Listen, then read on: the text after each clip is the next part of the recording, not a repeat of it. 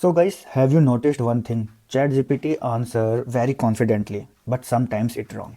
ये problem real life में तो बहुत सीरियस हो जाती है, स्पेशली इन कंपनीज। सो आज मैं आपको समझाऊंगा रैग क्या होता है, रिट्रीवल ऑगमेंटेड जनरेशन आखिर है क्या, बिल्कुल सिंपलेस्ट वे में। Hi, my name is Gunjan Kumar और मुझे 6 साल हो गए हैं आईटी इंडस्ट्री में। I am learning gen AI step by step and sharing my understanding.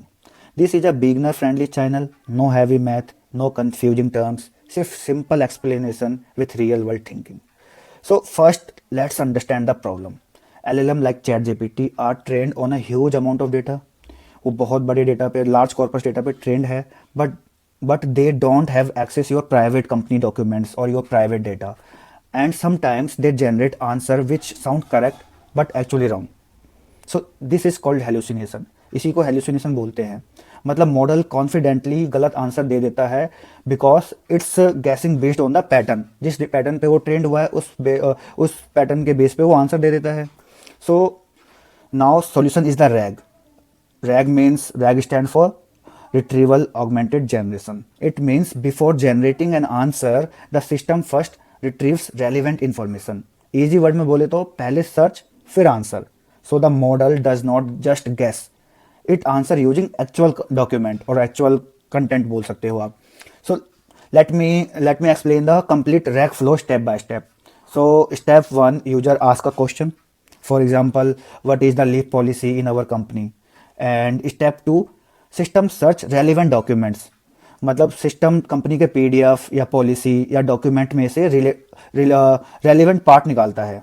And step 3 is retrieve content plus user question goes to the LLM.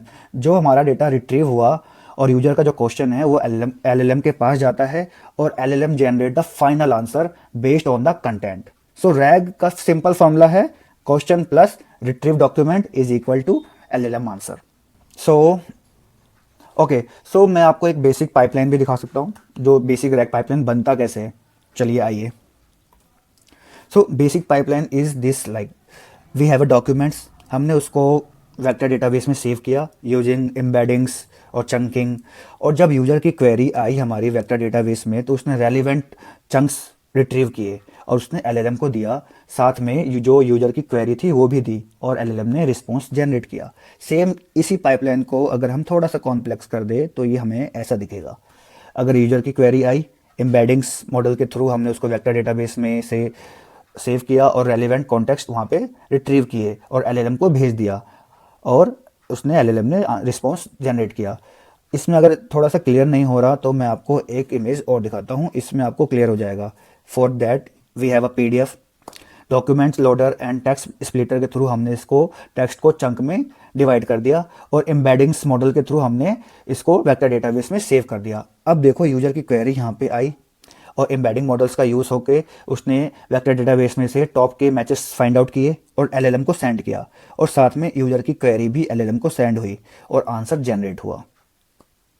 अगर guys आपको ये वीडियो थोड़ी पसंद आई तो आप सब्सक्राइब कर सकते हो, लाइक कर सकते हो। Thank you so much.